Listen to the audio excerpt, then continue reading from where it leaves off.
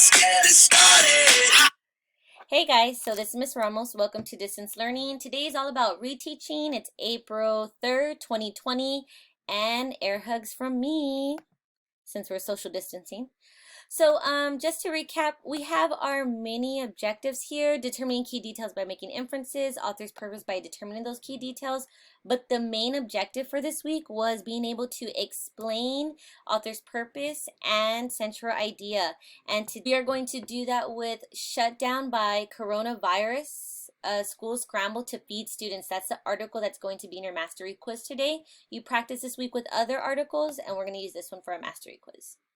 So you guys, remember you are gisters. One of the things I want to say is that your gist, remember, it has to have it has to have the who, the what, the why at minimum to be a good gist. And this is a really good example from one student. It says the text is mostly about the flu and cold virus, and how and how they are viruses and how they take over your body and how to prevent the spread.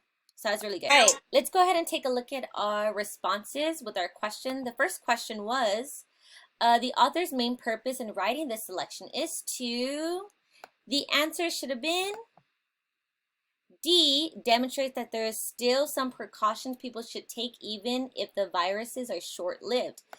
And one good piece of evidence, and this is going out to Brianna, since she asked the question, is how should we write our evidence? This is a really good way to do that. The majority of the text explains that viruses do not live long, but it ends with a paragraph on how we still avoid them. So just a quick explanation about why you chose the answer you did in one complete sentence. Next, question 2 asks, the information from paragraph 2 of section 3 helps the reader understand. So why was this, so you got to think about, why was this paragraph included? What is it that we need to find?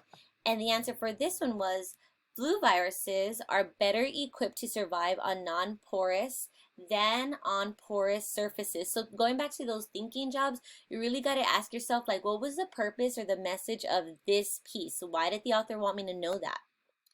And a good piece of evidence here, right here, it says it takes 9 hours until the flu virus dies on a non-porous surface and 4 hours until the virus dies on a porous surface.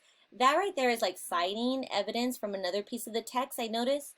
And right here, at the top of that one, it says, after hours, no virus was found. So just kind of making that one more clear and writing that in complete sentence so I understand why you chose the answer you did. Last question. It says the author mentions friends, families, and loved ones in section 1 of the text, most likely to. So what was the author trying to do? And D, or the last one, is the correct answer. Make a connection with the readers. And this, guys, was a really good example of writing evidence as far as like the author's purpose for crafting and adding a piece of the text that he did. I just wish it would have been in a complete sentence, but it was good. Right here it says everyone has a loved one. This is true. So if you chose create a connection with the reader, you would definitely have chose the last one because it's how the author makes that connection with the reader that's reading. So make sure you give text evidence every time. Make sure you write in a complete sentence, and then use the thinking steps that I showed you in our direct teach on Wednesday's lesson. So our thinking steps, or our thinking jobs for explaining author's purpose and central idea, this is our last step. This is a recap. And my favorite food is pizza. 1, what are the main ideas or the central ideas of the text? But just to make sure you got the a good central idea, you want to find the pop-out sentence in case you're stuck.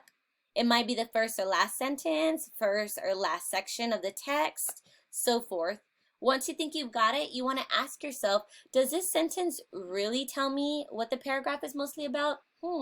Just make sure, did it say the who, the what, the why? If you have all those pieces, you're on the right track. Why did the author want me to know this? You want to ask yourself in your mind. Is there a call to action of some sort? What does this teach me about life? What is the underlying message there that they're trying to hint at? Then you craft, look at the author's craft. What is the purpose for writing for this audience? Is it to persuade or to argue, to whom or what about? Is it to inform or explain? What are they trying to inform us about or explain to us? Step 4. What is the author's point of view? Remember, writers have biases, authors have biases. You, as a critical reader, need to notice author's role or perspective, opinions or evaluative words, imagery or strong language, omissions or emphasis on something like something that they're repeating over and over. And if you are already using nonfiction signposts as you read, then what you are already doing is answering those 4 key points here. Because using nonfiction signposts as an annotation strategy is hitting these pieces here. All right, guys, so go ahead and take this, what you've learned this week, and go ahead and complete your mastery quiz next.